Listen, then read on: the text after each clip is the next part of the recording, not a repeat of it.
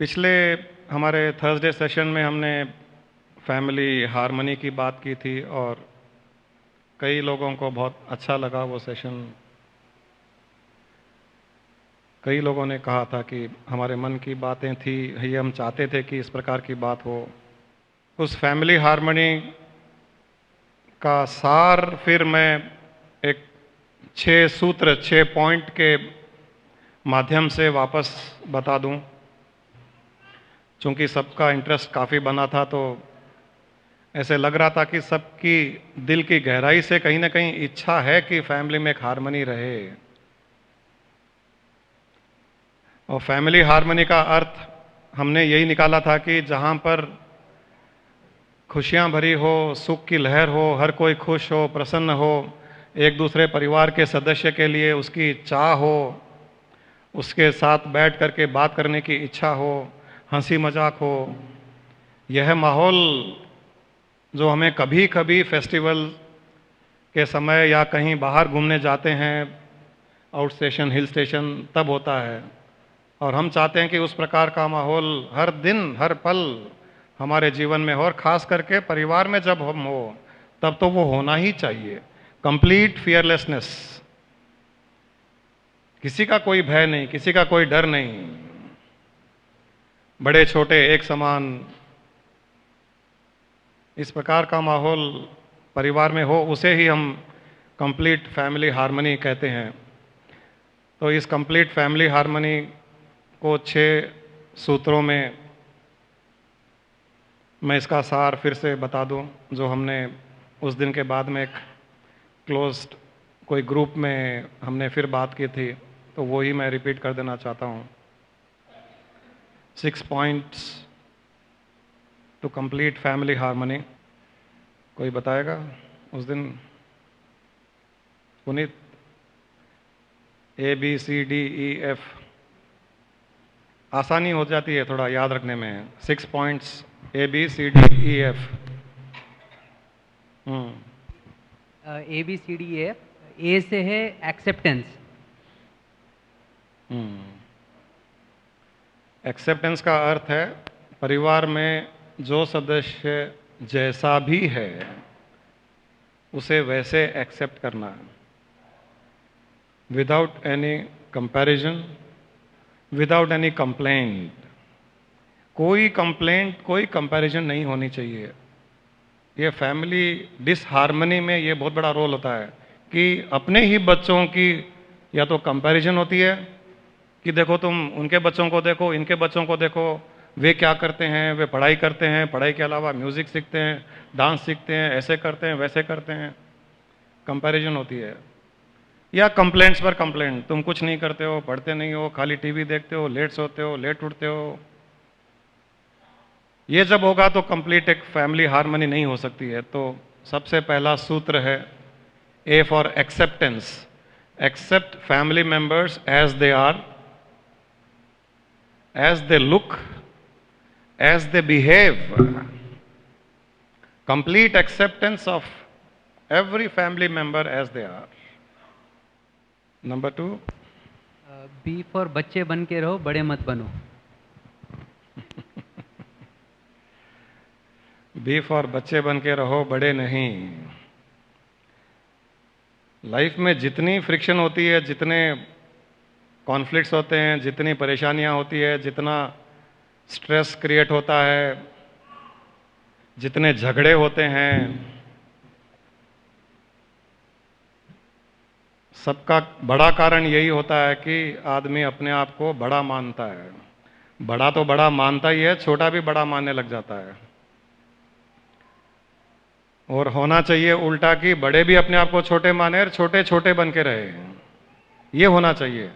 जैसे जैसे उम्र बढ़ती है, जैसे जैसे आदमी बढ़ता है, बड़ा होता है, उम्र से, पैसों से, इंटेलिजेंस से, समाज में किसी पोस्ट से, किसी भी तरह से जैसे जैसे बड़ा बनता है, उतना उसे छोटे बच्चे के जैसे बनना चाहिए, उतना ही उसे छोटा बने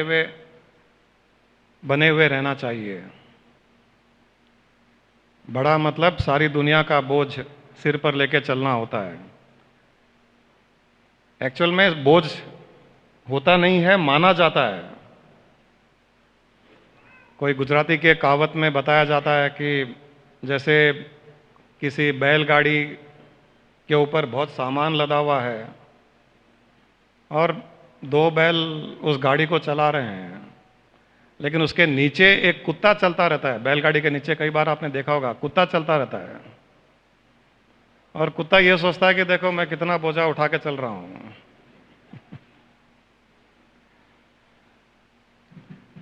ऐसे ही बोझे उठाने वाले उस कुत्ते के जैसे होते हैं। बोझा तो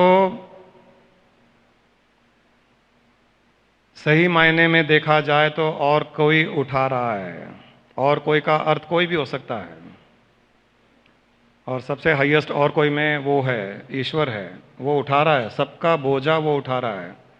बैलगाड़ी का मतलब है वो ईश्वर की बैलगाड़ी, लेकिन हम कुत्ते बन करके बैलगाड़ी के नीचे चलते हुए ये सोच लेते हैं कि बोझा मैं उठा रहा हूं। ये हमारी बहुत बड़ी इग्नोरेंस, अज्ञानता होती है। तो बच्चे बन के रहें, बड़े नहीं। बच्चों में कुछ क्वालिटीज़ होती है, जैसे बच्चों की क्वालिटीज़ ऑलवेज, या very right, being happy for no reason, very good, well said. हमको बच्चों को खुश रहने के लिए कोई उनको रीज़न नहीं चाहिए, बड़ा रीज़न नहीं चाहिए। आजकल के बच्चों को रीज़न चाहिए। नई जनरेशन की प्रॉब्लम है, लेकिन उनको बड़ा रीज़न नहीं चाहिए, छोटा मोटे रीज़न से भी वो खुश हो जाते हैं। थोड़ा सा उनकी तरफ ध्यान दो, एक चॉकलेट दो, स्माइल करो, खुश हो जाते हैं। वो इगोलेस होते हैं। कोई झगड़ा होता है तो अगले पल भूल भी जाते हैं, कैरी फॉरवर्ड नहीं करते हैं। जिससे झगड़ा किया उसी के साथ में दोस्ती करते हैं, उसी के साथ में खेल लेंगे। इसे कहते हैं बच्चा बन के रहना। बच्चा बन के रहना का अर्थ नहीं है कि वो बेवकूफ़ों के जैसे एक्ट करे, ज़मीन पर लोट करके छोटे मोटे खिलौने से खेलना शुरू कर दे। बच्चे बनने का अर्थ है कि बच्चे की क्वालिटीज़ हमारे अंदर आए, और ऑब्वियसली हंसते रहे, खुश रहे, किसी प्रकार का कोई लोड न रखे सिर के ऊपर। कभी भी यही ध्यान में रखिए कि ईश्वर की बैलगाड़ी पर सारा बोझ लदा हुआ है, वो चला रहा है। हमारा बोझ एक जगह से दूसरी जगह जा भी रहा है, हम बैलगाड़ी की छांव में भी चल रहे हैं, हमारा काम का काम भी हो रहा है, कोई मेहनत भी नहीं, और लाइफ को एंजॉय भी कर रहे हैं। इस प्रकार जो सोचेगा उसका जीवन बहुत स्मूथली बीत जाएगा। A B. Next C. C for conflict avoidance. Conflict से बचें। एक ऑब्जेक्टिव लाइफ का होना ही चाहिए, वो चाहे प्रोफेशनल लाइफ हो या डोमेस्टिक लाइफ हो, परिवार में हो, किसी भी प्रकार का कोई कॉन्फ्लिक्ट न हो। परिवार के सदस्यों के बीच में, परिवार के मेंबर्स के बीच में किसी प्रकार का कोई कॉन्फ्लिक्ट नहीं होना चाहिए। जब होने लगे तो उसे उसी समय अपना बचाव कर लेना चाहिए। कोई भी बातचीत हो रही है, बातचीत आर्ग्यूमेंट में टर्न हो रही है, और लगे कि आर्ग्यूमेंट में टर्न होते हुए इसका नतीजा खराब निकलेगा, उस बात को वहीं ब्रेक कर दीजिए। रिलेशनशिप बने हुए रहेंगे तो उस बात को वापस अच्छे तरीके से बात करने का मौका मिल जाएगा, डिस्कशन करने का मौका मिल जाएगा, और आर्ग्यूमेंट होकर के रिलेशनशिप ब्रेक हो जाएगी तो बात करने का मौका भी लूज कर देंगे हम। इसलिए कॉन्फ्लिक्ट से अपना बचाव करें। परिवार की हार्मनी के लिए one of the most important aspect है नो कॉन्फ्लिक्ट व्हाट्सोएवर। जहां कॉन्फ्लिक्ट हो वहीं उसका मर्डर कर दें। नेक्स्ट D, दिल से करो, दिमाग से नहीं। अच्छा, याद हो गया पुनीत को।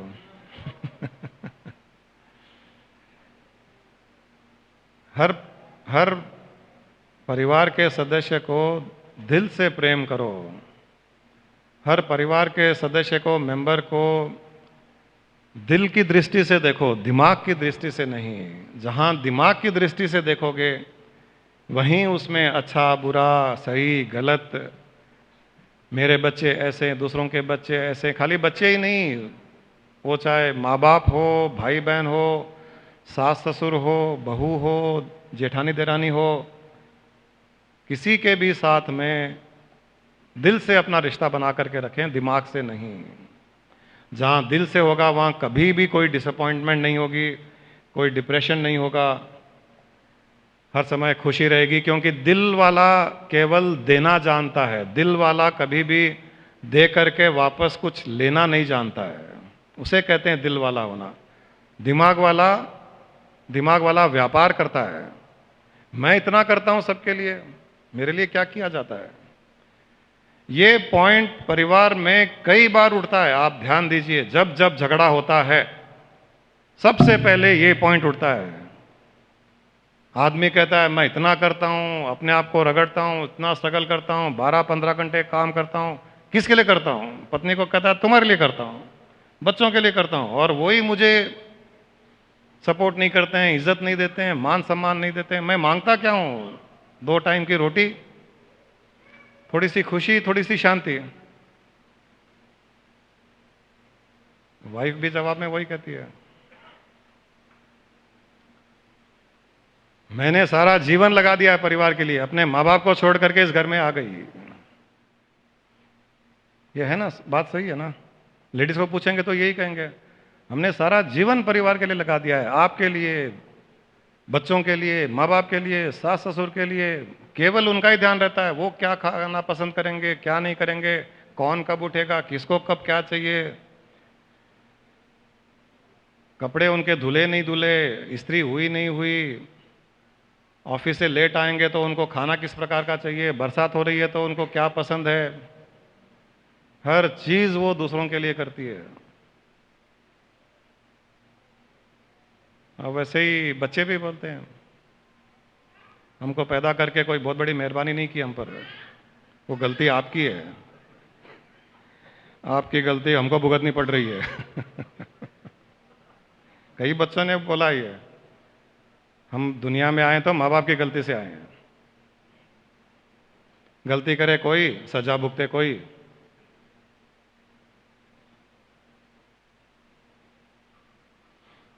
तो कोशिश ये करें कि जो करें दिल से करें, दिमाग से न करें। जब झगड़ा होता है किसी के साथ भी फैमिली में, तो दिल ये कहता है कि चलो माफी मांग लेते हैं, बात खत्म करो, ये दिल कहता है, कई बार कहता है। आप ध्यान दीजिए, जब जब भी कोई टेंशन होती है, कोई झगड़ा होता है, बोलचाल हो जाती है, जोर से बोल लेते हैं, दिल कहता है 10 मिनट के बाद में चलो माफी मांग लेते हैं, बात खत्म करो यहीं पर। परंतु उसी समय दिमाग खड़ा हो जाता है, हाँ नहीं, माफी उनको मांगने दो पहले। तो दिल और दिमाग का डिफरेंस यही है कि दिल कहता है कि माफी मांग लो, दिमाग कहता है कि माफी उन्हें मांगने दो। तो इस दिमाग को खड़े मत होने दीजिए, क्योंकि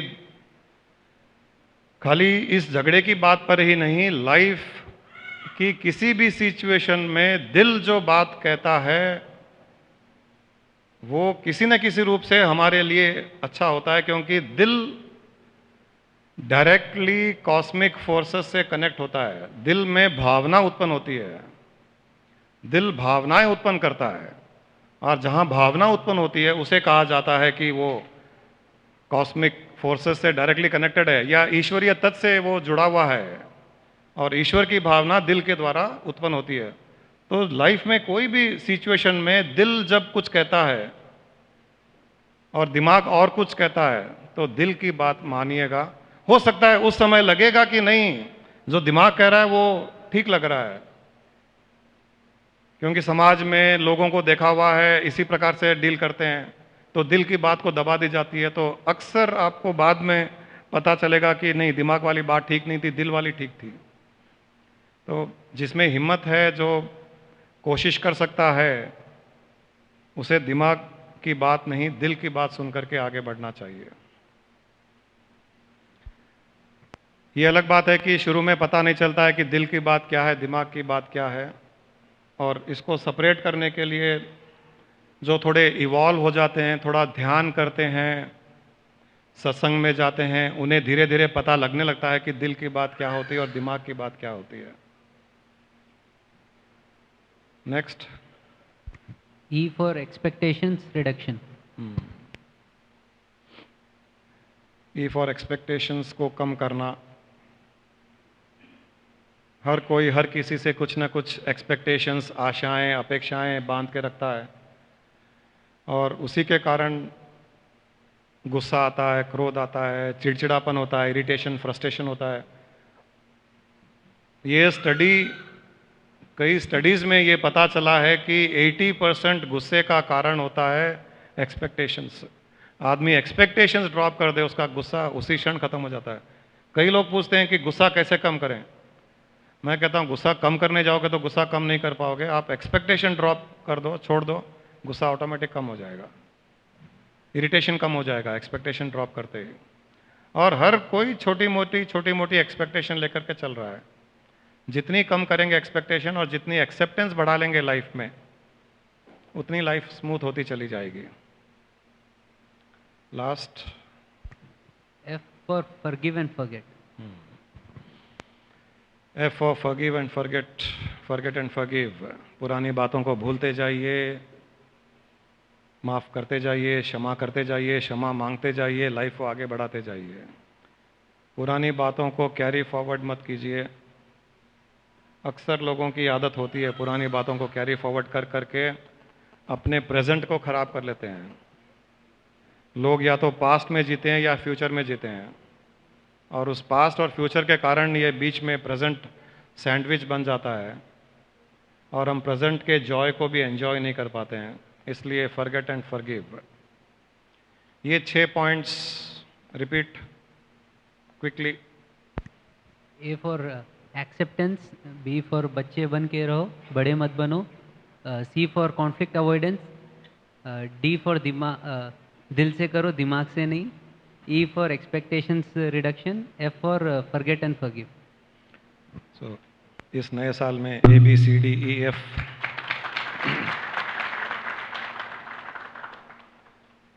हम लोगों को हर बार नर्सरी में जाना ही पड़ता है, चाहे कितने भी बड़े हो जाएं। सोच लें कि बहुत बड़े हो गए, सब जानते हैं, दुनियादारी जानते हैं, कुछ नहीं जानते हैं। सही में देखो तो कुछ नहीं जानते हैं।